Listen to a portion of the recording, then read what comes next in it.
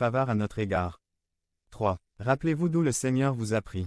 3.1. Les 10 lépreux. Luc 17, 11 à 19. Et comme il se rendait à Jérusalem, comme il passait entre la Samarie et la Galilée, et comme il entrait dans un village, 10 hommes lépreux le rencontrèrent, et se tenaient à distance et élevaient la voix en disant, Jésus, Maître, ayez pitié de nous. Lorsqu'il les vit, il leur dit, Allez, vous montrer aux prêtres. Et il arriva, pendant qu'ils s'en allaient, qu'ils furent purifiés. Alors l'un d'eux, voyant qu'il était guéri, se retourna, glorifiant Dieu à haute voix.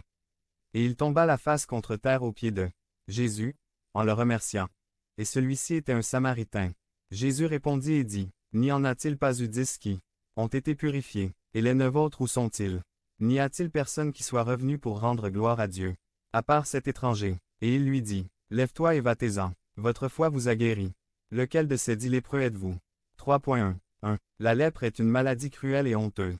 Il existe une lèpre physique et spirituelle. La lèpre vous sépare de la société et de votre famille.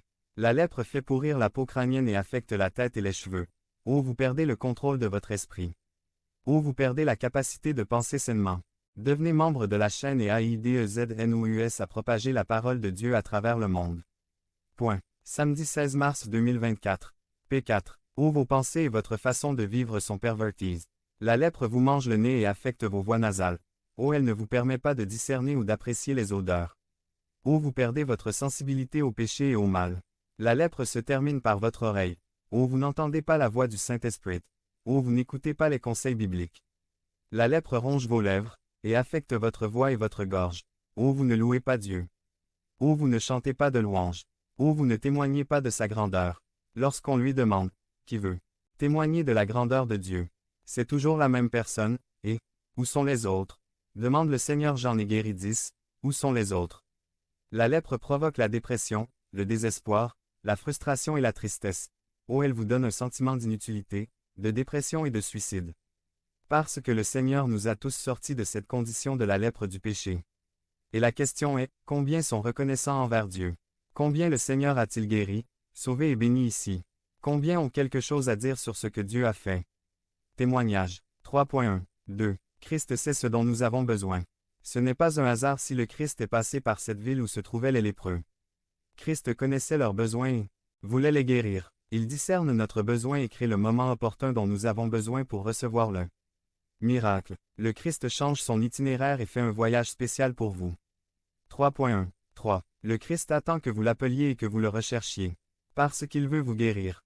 Il veut guérir vos émotions et vos sentiments, vos complexes et vos peurs. Devenez membre de la chaîne et AIDEZNOUS à propager la parole de Dieu dans le monde entier. Samedi 16 mars 2024.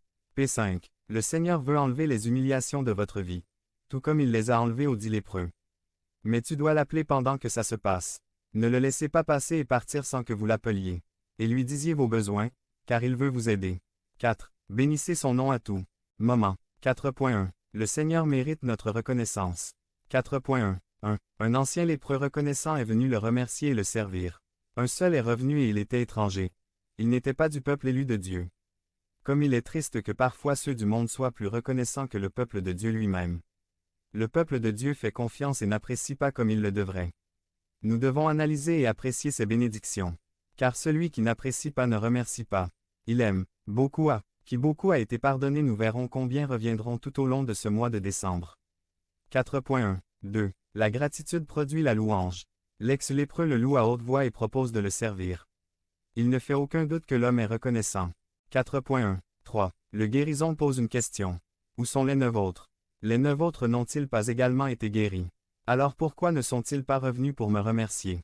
Combien n'ont pas pu venir? Quelle raison auraient-ils pu avoir pour ne pas venir? Avaient-ils l'air très joyeux? Regardons ces 9 raisons ou excuses possibles pourquoi les 9 autres ne sont pas retournés. 1. L'un a peut-être dit, « Je vais attendre longtemps pour voir si la guérison est réelle. » 2. Le second a peut-être dit, « Ceci c'est comme ça que je reviens et qu'ils me voient en bonne santé, peut-être. Qu'ils voudront m'accuser et qu'ils voudront faire de moi un frère. » 3. Le troisième dit, « Alors je m'installerai avec Christ seul, et je saurai éventuellement où le trouver. Alors je vais le remercier. » 4. Le quatrième dit, « Ma maladie n'était pas aussi grave que celle des autres.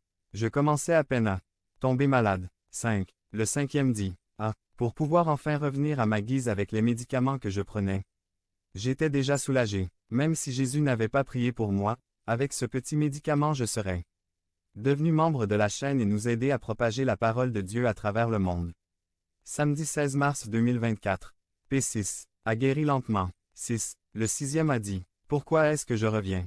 Si Jésus ne m'a même pas posé les mains, s'il n'a même pas voulu me toucher, il vaut mieux m'envoyer chez le prêtre. Et c'est le prêtre qui m'a guéri. Alors, je ferais mieux de remercier le curé. 7. Le septième dit. C'est ma foi et ma détermination qui m'ont guéri. Si je n'avais rien fait, rien ne serait arrivé. 8. Le huitième dit. Pourquoi est-ce que je vais là où est Jésus? Si après tout n'importe quel rabbin ou n'importe quel chrétien ayant la foi avait pu faire la même chose pour moi, mieux ici à la maison je peux remercier Dieu. Pourquoi aller au temple avec Christ? 9. Le neuvième a dit. C'était de la chance, je l'ai lu dans mon horoscope, et en plus la science est tellement avancée que j'étais sûr qu'elle guérirait quoi qu'il arrive. Conclusion. Prenons un moment pour analyser tout ce que nous avons reçu de lui. Il est temps de lui dire adieu.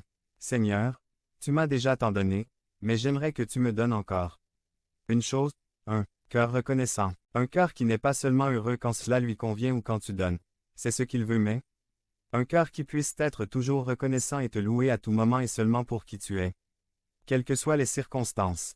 Prière. Seigneur Jésus-Christ, une fois de plus je m'approche de toi avec la ferme et unique intention de te remercier. Ce que tu as fait pour moi mérite que je te sois reconnaissant toute ma vie.